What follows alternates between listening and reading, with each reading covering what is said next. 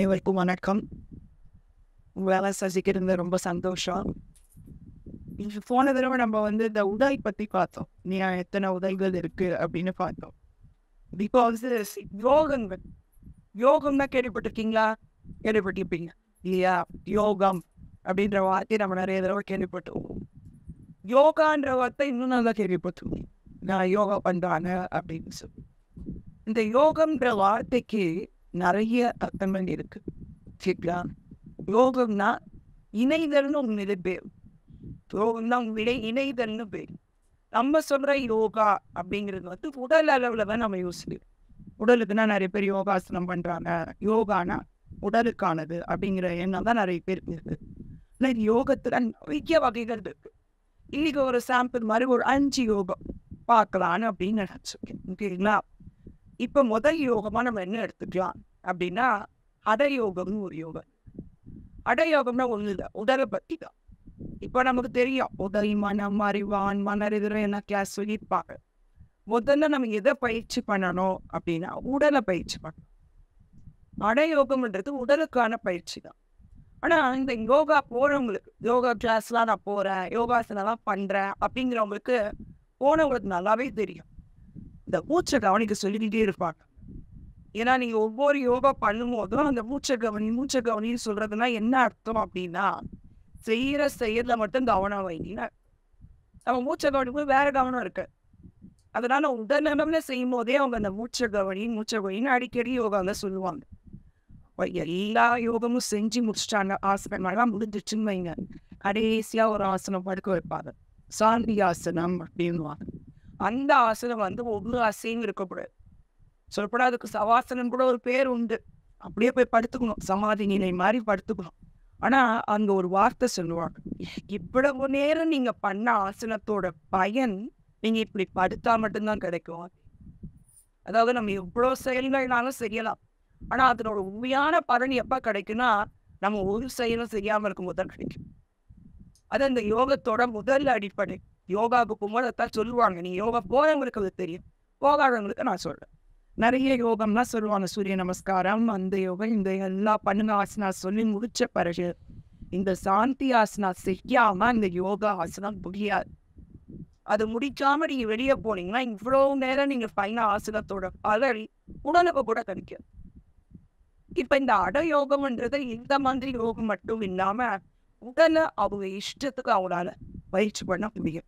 இப்ப நம்ம பார்த்துப்போம், பெரிய பெரிய சாமியார்கள்லாம் இமயமலையில வெறும் ஒரு சின்ன ஆடையை ஊற்றிட்டு அவங்க பாட்டுக்கு நடப்பாங்க. நமக்கு அந்த உள்ள நினைச்சு கூட பார்க்க முடியாது. சில பேர் நெருப்புல நடக்கிறேன்றாங்க, தண்ணியில அப்படியே மிதப்பாங்க, எத்தனை நாளும் செய்வாங்க. ஏன்னா உடலையே அவங்க அப்படி பயிற்சி பண்ணி வச்சிருக்காங்க. ஒரு சின்ன எடுத்துக்காட்டு இருக்கு, உடலுக்கான பயிற்சிக்கிறதுனால சொல்றேன். ஒரு நீச்சல் கத்துக்குங்க. எல்லாத்துக்கும் ஒரு விதிமுறை. நீச்சல் கத்துக்குன்னா சொல்லுவாங்க, இப்படி இருக்கணும், தலையை மூடணும், இப்படி கை காலை அடிங்க. ஒரு சைக்கிள் கற்றுக்கணும், எல்லாத்துக்கும் அந்த விதிமுறையோட போனாதான் கற்றுக்க முடியும். அது எல்லாருக்கும் தெரியும். அதே போல இந்த யோகான்றது விதிமுறையை சொல்லிதான் நம்மள பழக்கம் உடலை. ஆனா ஒரு லெவல் போன பிறகு ஸ்விம்மிங் நல்லா பெஸ்ட் ஆயிட்டீங்கன்னு வைங்க, உங்களை அப்படி தூக்கி போட்டாங்க தண்ணிக்குள்ள, நீங்க உங்கவே மாட்டீங்க. நீங்க கையை காலை அடிக்காம கூட ஒரு துண்டு மாதிரி உங்களால, ஒரு மர துண்டு மாதிரி மிதக்க முடியும். பயங்கர எக்ஸ்பர்டீஸ் ஆகிட்டீங்க சைக்கிள் ஓட்டத்துல. கையை வெட்டுவாங்க, வெடிக்க கூட மாட்டாங்க. நீ கவனிச்சு பாருங்க, சின்ன குழந்தைங்க பண்ணும் அந்த மாதிரி. எல்லாமே தெரிஞ்சு போயிடுச்சுன்னா அந்த விதிமுறைகளை அவங்க தாண்டக்கூடிய அளவுக்கு அவங்க போயிட்டாங்க. அந்த உடலுக்கான பயிற்சியும் அப்படிதான். எல்லாத்துக்கும் ஒரு விதிமுறையை சொல்லுவாங்க. எதுக்காகனா அதை கத்துக்கிறதுக்காக. ஆனா நம்ம அதுல ஒரு உயர்ந்த நிலையை அடையும் போது எந்த ஒரு விதிமுறையும் நமக்கு அதை தேவை கிடையாதுன்னு தான் அடயோகத்திலிருந்து ஆரம்பத்திலிருந்து சொல்றேன். இது ஏன் நான் பின்னாடி வரும்போது உங்களுக்கு சொல்றேன். அதாவது நம்ம எல்லாத்தையும் கத்துக்கணும். களவும் கற்று மறன்னு ஏன் கத்துக்கணும், அது ஏன் மறக்கணும்? மனசுல நம்ம எல்லா எண்ணங்களையும் ஏற்றுக்கணும். அப்படி ஏன் அந்த மனமற்ற நிலைக்கு போகணும் அப்படிங்கிறது அந்த யோகத்தோட அடிப்படை. அது ஒரு வழி, நமக்கு காட்டக்கூடிய வழி. நம்ம உடலை எப்படி கொண்டு போறது, மனதை எப்படி கொண்டு போறதுக்கான வழிதான், ஒரு பாதை. அதுல நமக்கு ஞானமும் இருக்கு, ஒரு முடிவும் அது. பாதையும் அதுதான், முடிவும் அதுதான். இந்த யோகத்தோட லாஸ்ட் வரும்போது உங்களுக்கு நான் சொல்றது புரியும். நம்ம பாதைன்னு சொன்னா அங்க ஏதோ ஒரு எண்டு இருக்குன்னு நம்ம நினைப்போம். அந்த முடிவு இல்லாத பாதைக்கு அந்த முடிவை சொல்றது இந்த யோகம் தான். அப்படிங்கிறது தான் இந்த யோகாவோட கிளாஸ்ல ஃபர்ஸ்ட். அடயோகத்துக்கு தான் நம்ம பார்ப்போம். மடயோகா அப்புறமா நம்ம என்ன பண்றோம் அப்படின்னா உடலுக்கான பயிற்சிக்கு அப்புறம் மனதுக்கு வந்து கர்ம யோகம். கர்மானா என்ன? எல்லாருக்கும் கர்மா அப்படி பேர் கேட்டோம்னா ஒரு பயம் வந்து ஏதோ ஒரு தண்டனை நமக்கு கர்ம வினை பயன் அப்படின்னு நினைக்கிறோம். உண்மையிலே கர்மான்றதுக்கு அர்த்தம் என்னன்னா கர்மானா நீ செய்யக்கூடிய செயல் எல்லாமே கர்மா. இப்போ நம்ம ஒரு வாழ்க்கையில எடுத்துக்கிட்டோம்னா அந்த காலத்துல 4 விதமா செயல்களை பிரிக்கிறான். வேத காலத்துக்கு செயல், அதாவது அப்போ வந்து நிறைய இந்த வேதங்கள் படிக்கிறது அதுக்குன்னு ஒன்று இருந்தது, குருகுல படிப்பு மாதிரி. இப்போ அது ரொம்ப இல்லை. குடும்பத்துக்கான செயல், நாட்டுக்கான செயல், அது சமூகத்துக்கான செயல், அடுத்து தேசம் உலகத்துக்கான செயல். இதெல்லாம் தாண்டி தான் நம்ம ஒவ்வொரு செயலாக செய்வோம். நீங்கள் முதல்ல குடும்பத்தை பார்ப்போம், அதை தாண்டின பிறகுதான் நம்ம சமூகத்துக்காக இதெல்லாம் செய்யணும்னு நினைப்போம். தனக்கு வச்சு வேற தானமும் தருவோம். அடுத்து நம்ம தேசத்துக்கான கர்மங்களை செய்வோம். இந்த கர்மங்கள் எல்லாம் பார்ட் 2 1 எடுத்துக்கலாம். பார்ட் 2ல என்ன கர்மங்கள் வரும்? நீங்க இந்த எல்லா கர்மங்களும் செய்யும்போது உங்களுக்குள்ள ஒரு விஷயம் நடக்கும். அதாவது ஒரு செயலை செஞ்சா அதற்கான ஒரு விளைவுகள் இல்லாம எந்த செயலையும் நம்மளால செய்ய முடியாது. நம்ம வந்து செயல் செய்யும் போது பலனை எதிர்பார்ப்போம். ஆனா நீங்க பலனை எதிர்பார்க்காம செய்யற செயல்ல கூட ஒரு விளைவுகள் இருக்கு. அது என்ன விளைவுகள்ல பார்க்கணும். ஒரு கர்மம், ஒரு வினை பயன் செயல், ஒரு செயல் ஏதோ ஒன்று செஞ்சிருந்தீங்க, அதுல முதல்ல யாரோ ஒரு செயல் உங்ககிட்ட செஞ்சா கூட ஃபர்ஸ்ட் ரியாக்ஷன். யாரோ கோவப்படுத்திட்டாங்க கோவம் வரும், இந்த வருத்தப்படுத்திட்டாங்க அழுக வரும், அது ரியாக்ஷன் தெரிஞ்சிடும். இது இல்லாம சப்கான்ஷியஸ்ன்னு சொல்லுவாங்க, ஆழ் மனது, நம்மளால உணராமையே ஒரு பதிவு உள்ள பதிவு. அந்த பதிவு தான் அதை விட முக்கியம். அதுக்கு தெரிஞ்ச திருடனை நமக்கு சாதிச்சிடலாம். அன்னைக்கே தெரியாத திருடனை என்ன செய்ய முடியும்? நம்ம ஒவ்வொரு செயலையும் 2 விஷயம் நடக்குதுன்ற விழிப்புணர்வு நமக்கு வேணும். நீ வெளியே காற்ற உணர்வு ஒண்ணு, அது ஒரு வாசனையா நம்ம சொல்லுவோம், அந்த பூர்வ ஜென்ம வாசனை அப்படியும், அது ஒரு வாசனையா நமக்குள்ள 2வது பதிவு உள்ள இருக்கும். பதிவுன்னு சொன்னா எப்படி எடுத்துக்கலாம் அப்படின்னா, இப்ப மண்ணுல நீங்க கால் பதிச்ச ஒரு தடம் பதியும், கால் போயிடும், ஆனா தடம் இருக்கும் இல்லையா? அந்த மாதிரி ஒவ்வொரு செயலுக்கும் உங்களுக்குள்ள ஒரு பதிவு பதிச்சு. இந்த பதிவு என்ன ஆகும்? நாள்பட கொஞ்சம் கொஞ்சமா ஆசைகளா மாறும். அந்த ஆசைகள் நமக்கு ஒரு எண்ணங்களை உருவாக்கும். அந்த எண்ணங்கள் என்ன செய்ய வைக்கும்? நம்மள செயலை செய்ய வைக்கும். இப்ப பாத்தீங்கன்னா ஒரு வட்டம் வந்துருச்சு. நீங்க ஒரு செயலை செஞ்சீங்கன்னா 2 விஷயம் நடக்குதுங்க. வெளிப்படுத்துற மாதிரி ஒரு செயலும் உள்ளுக்குள்ள ஒரு பதிவும் வருது. வெளிப்படுத்துற செயல் நல்லது, முடிஞ்சு போயிடும் அப்பயே.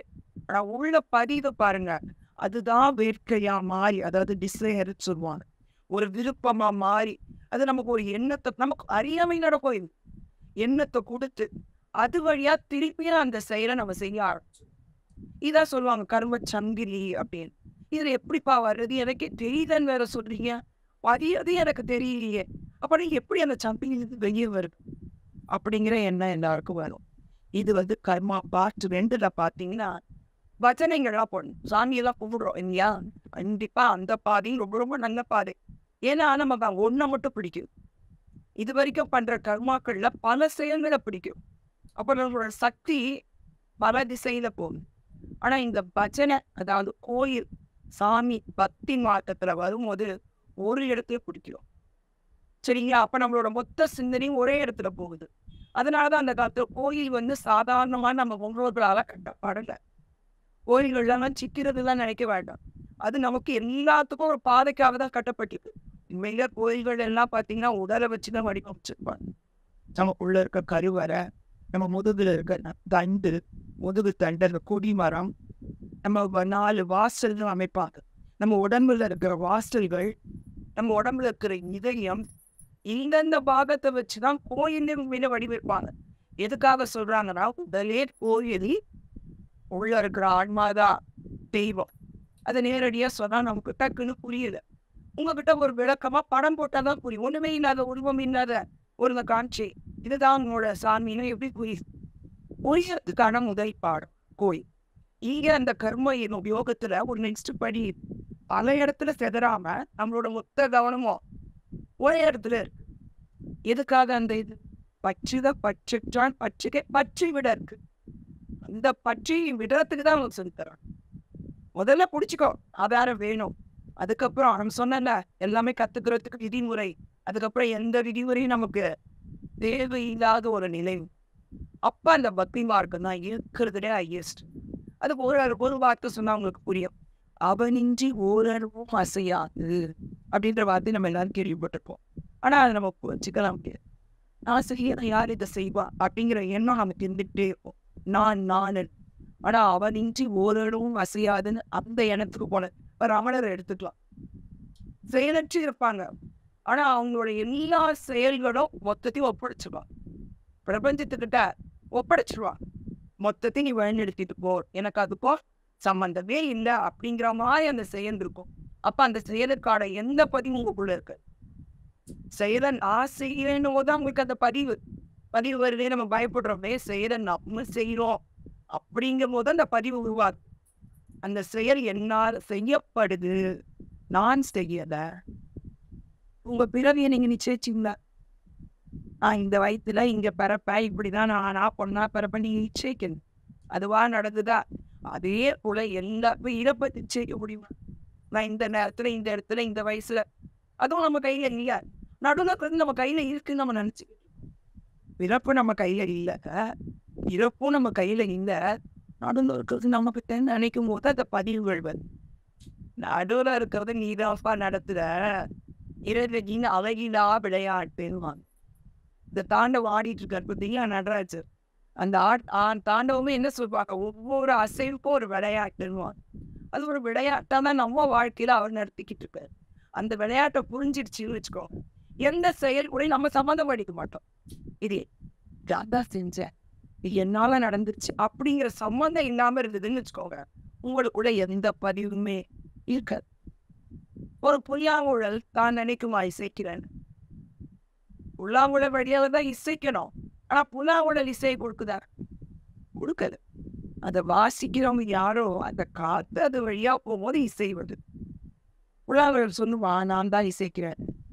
நம்மள புல்லாங்குழலா நம்ம நினைச்சுக்கிட்டோம்னா செயல் என் மூலமாக நடக்கிறது, இந்த செயலுக்கும் எனக்கும் சம்பந்தம் அப்படின்னா எல்லாரும் தப்பு பண்ணிக்கலாமா? எதனாவது பண்ணிக்கலாமா? நான் ஏதாவது சம்பந்தமே இல்லை. இந்த விழிப்புணர்வு இருந்தா உங்களால ஒரு சிறு தவற கூட உங்களை அறியாம கூட பண்ண முடியாது.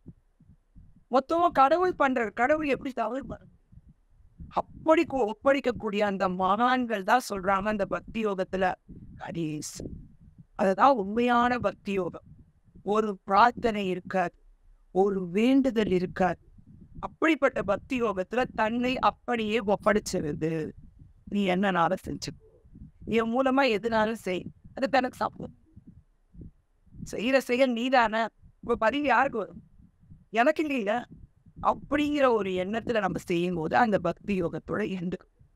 சரி, நமக்கு இப்ப யோகம் ராஜ யோகம்னு சொல்லுவாங்க. ராஜ யோகம்னா அந்த மனது அடுத்த பயிற்சி யோகம் தான். இது ராமாயணத்துல லாஸ்ட் பார்ட்டி நாங்க முதல்ல உங்களுக்கு சொல்லிட்டேன், ஏன்னா அந்த கர்ம யோகத்தோட சேர்ந்து வந்ததுனால.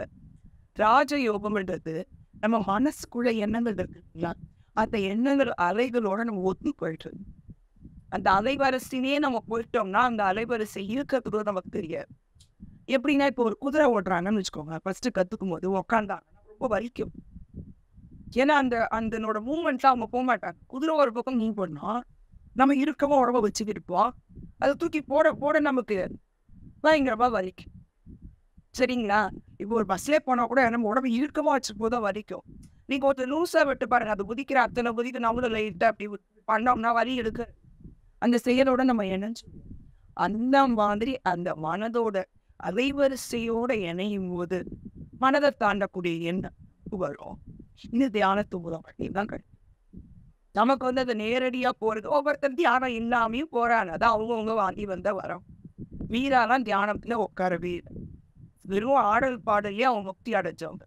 எந்த செயல் செஞ்சாலும் முழுமையா செஞ்சுட்டு அப்படியே அந்த செயலுக்கான சம்பந்தத்தை விட்டு அவங்க அத்தனை பேரும் ஞானம் அடைச்சு. நம்மளால விடுறது அவ்வளோ எளிதல்ல. அப்ப நமக்கு ஒரு வழிமுறை, சொன்ன விதிமுறை வேணும். அந்த தியானத்தின் மூலமா அதை போறோம். தியான யோகத்துல என்ன செய்ய சொல்றாங்க? உங்க மூச்சை கவனிக்கணும்னா கூட ஒரு சில அளவுல மனசு அங்க வேலை செய்யதான் செய்யணும். என் மூச்சை கவனிக்கணும்னா அங்க மனசு கொஞ்சம் வேலை பண்ணும். ஆனா திரும்ப திரும்ப மூச்சை கவனிக்கும் போது என்ன நடக்குது அப்படின்னா மனசு செயல்படாத செபிக்குவார். ஏன் அதை தியானத்துல மூச்சை கவனிக்க சொல்றேன்? நம்மளை சுற்றி நிகழ்றது எல்லாமே இப்போ நான் பேசிட்டு இருக்கேன், இப்போ நடக்குது. ஆனால் நம்மளோட எண்ணங்கள் எல்லாம் முன்னாடி நடந்தது தான் இருக்கும். உங்கள் வீட்டுக்கு போட அடுத்து என்ன செய்யணும், அதுக்கு முன்னாடி நம்ம வந்தோம், நீங்க கொஞ்சம் லேட்டாக வந்தாங்க, நம்ம எல்லாரும் உட்காந்து இப்படியும் அப்படியும் போயிட்டே இருக்கிறதுனா மனசு. இப்போ என்ன நடக்குது? இப்போ நீங்கள் என்ன பார்த்துட்டு இருக்கீங்க, கேட்டுட்டு இருக்கீங்க, உங்கள் மனசுக்குள்ளே ஏதாவது தாட் இருக்கா? இந்த கேட்குற வார்த்தையை தவிர எந்த தாட்டும் இருக்காது. அந்த வார்த்தையை பற்றி கூட உங்களுக்கு யோசனை வராது. வெறும் வார்த்தைகளை வாங்கக்கூடிய வெறும் ஒரு நிலையில தான் இருக்க முடியும். இந்த நிலை தான் நிகழ்கணம், அது ப்ரெசன்ட். இப்போ நீங்கள் கண்ணை மூடி தியானம் பண்ணும்போது எப்பவுமே ப்ரெசன்ட்ல இருக்கும். அது அங்கதான் மனம் அற்று போகுதுன்றாங்க. மனம்ன்றது கடந்த காலம் எதிர்காலம் மட்டும்தான். அது அற்று போயிடுச்சுன்னா நீங்க நிகழ்காலத்துல மட்டும்தான் இருப்பீங்க. அந்த நிகழ்காலத்துல இருக்க வைக்கிறது தான் தியானம். என்னப்பா சும்மா முடிச்சது, என் கவனம் செதறுது, மனசு தெரியும். நீங்க நிகழ்காலத்திலே இருந்துட்டா மனது இறந்து போயிடுறதுக்கு தெரியும். போராடும்ல, நீ நிறுத்துறியா அப்படிங்கிற மாதிரி போராடும். ஆனா அது ஈஸியா நம்ம வேலைக்கார மாதிரி வச்சு. இப்ப நான் கையை அசைக்கிறேன், என் கண்ட்ரோல் இல்லாம அசைவேன். தேவைப்படும் போது அசைச்சுக்குவேன், தேவை இல்லாதப்போ கம்முன்னு வச்சுக்கேன். மனதை நம்ம அப்படி உபயோகிக்க ஆரம்பிச்சுக்குவேன். எனக்கு தேவைப்படும் போது நீ வா, எனக்கு தேவை இல்லாதப்போ அந்த மனம் அங்க செயல்படாம வச்சு. இது தியான யோகம். ஞான கடைசி இந்த பக்தி யோகத்துக்கு லாஸ்ட் தான். அதுவும் பக்தி யோகம் தான் லாஸ்ட். நான் அதுக்கு முன்னாடி ஞான யோகம். ஞான யோகம் அப்படின்னு பார்த்தா நமக்குள்ள செயல்படுறது எல்லாமே அழைத்துக்குள்ளே செயல்படு. இது வரைக்கும் நம்மளை பார்த்துக்கிட்டே இருந்தோம், எனக்குள்ள எண்ணம் என்ன, நான் ஒரு நிலை வரணும், என் செயற்பாடு நல்லா இருக்கணும், நான் எப்படி என்னை சரி பண்ணி. கரெக்டு தான். அது தெரியாம அடுத்தவங்களை நம்மளால பிடிச்சிக்க முடியாது. அப்போ உன்னோடக்குள்ள சரியாயிடுச்ச பிறகு என் கூட இருக்கிறது தான் தன பேருக்குள்ளேயும் இருக்கு. மனிதர்கள் மட்டும் இறைவனோட படைப்புல இப்ப கல்லு மண்ணுனா கூட யார் படிச்சு? கல்லுக்கும் மண்ணுக்கும் கூட ஆத்மா இருக்கு, எல்லாத்துக்கும் இருக்கு. எல்லாத்துக்குள்ள இருக்க தெய்வீக தன்மையை நம்ம புரிஞ்சுக்கணும். எதையுமே நம்ம வீட்டுல சொல்லுவோம், காரை உதச்சி அழாத பூமி மாதா அப்படின்னு சொல்றோம். பூமி மாதான்றது உயிர் இருக்கிற மாதிரி நமக்கு தெரியல, ஆனாலும் அந்த பூமிக்கு நமக்கு மதிப்பு கொடுக்க சொல்லி முன்னோர்கள் சொல்லியிருக்காங்க. ஒரு பொருளை வீசி அடிக்காத, அந்த பொருளுக்கு வலிக்கவா போகுதுன்னு நம்ம நினைக்கலாம். ஆனா அந்த பொருளுக்குள்ளேயும் கடவுள் இருக்கலாம், இருக்கிறார். அதைத்தானே சொல்லுவா, தூணிலும் இருக்கிறார், தூணிலும் இருக்கிறார். அப்போ எல்லா பொருளையும் கடவுள் தான் அப்படின்னா ஒவ்வொரு பொருளையும் நீங்க எப்போ வந்தாம வச்சு, எல்லா மனுஷனுக்குள்ளேயும் கடவுள் தான். அப்ப எல்லா மனுஷன்கிட்ட எப்படி பிஹேவ், நான் தான் நீ தான் நானுங்கும் போது அவங்க பண்ற தப்புக்கும் கூட நாம பொறுப்பே இருக்கணும். ஒரு இதுல சொல்லுவாங்க, ஒரு மரத்துல நிறைய இலைகள் நல்ல இலைகளா இருக்கும், சில இலைகள் பூச்சி வச்சிருக்கு அப்படின்னா அது அந்த இலைக்கான குற்றம் மட்டும் இல்லை, அது நல்லா இருக்கிற இலைக்கும் அதுக்கு சம்பந்தம் இருக்குன்ற. இந்த நல்லா இருக்கிற இலைக்கும் அந்த பூச்சி வச்ச இலைக்கும் சம்பந்தம் இருக்கு. ஒருத்தர் ஒரு மோசமா பிஹேவ் பண்றாங்கன்னா அந்த பிஹேவ் எல்லாரும் இணைக்கப்பட்டிருப்போம். எல்லாரும் கையை ஒருத்தர் பிடிச்சிருக்கோம், ஒரு சில ஆட்டும் போது எல்லாரும் ஆடுறோம். அப்ப ஒரு அசைவங்க வருதுன்னா நம்ம அவங்களோட சம்பந்தப்பட்டிருக்கோம், நம்மளும் அதுக்கு பொறுப்பேற்கணும். பொறுப்பேற்கிற ரெஸ்பான்சிபிலிட்டி கடைசியா. அதனாலதான் குருமார்கள் ஒவ்வொரு இடமா போய் அந்த ஞானத்தை ஏன் சொல்றாங்க, அவங்க நம்மளோட இணைஞ்சிருக்கா. அப்ப அந்த ஞானத்தை கொடுக்க வேண்டிய கடமை அவங்களுக்கு. நான் ஞானம் அடைச்சிட்டேன், எனக்கு முடிஞ்சிருச்சு வேலை, எனக்கு பிறகு முடிஞ்சிருச்சு, நான் இனிமே பெரியவே வரப்போறது இல்லை, அப்படி போனேன். ஏன்னா அந்த கடமை இருக்கு. எல்லாரும் உன்னோட ஒண்ணு இணைஞ்சிருக்கோட தெரியும். என்னோட ஞானத்தை அடுத்தவங்களுக்கு நம்ம அப்படியே தொட்டுட்டு இருக்க மாதிரிதான், அப்படியே பாஸ் பண்ணி நம்ம அழுப்பிதான் ஆகணும். அது கடைசி அந்த யோகம் தெரிஞ்சிச்சுன்னா ஒன்னஸ், எல்லாமே ஒன்றுதான். நீயும் நானும் இப்ப நம்மளே சொல்றோம், நம்ம எண்ணங்கள் அப்படின்னும் போதே அந்த எண்ணங்கள்னு ஒன்று இருக்கோம், பார்க்குறவன்னு ஒருத்தர் அந்த நம்ம ரெண்டா இருக்கும். அதுவுமே மறையும் போது உலகமும் ஒண்ணுதான் அப்படிங்கிற ஒரு எண்ணம் கடைசி யோகமா இருக்கும். இந்த யோகங்கள் நமக்கு புரியும் போது நம்ம செய்யக்கூடிய செயல்கள்ல ஒரு விழிப்புணர்வு வரலாம்.